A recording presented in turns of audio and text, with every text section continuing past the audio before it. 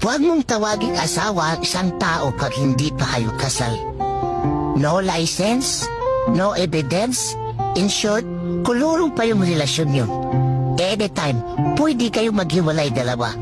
Kagaya ng lupa, para matawag mo sa iyo ang lupa at maangkin mo, kailangan mo talaga ng titulo.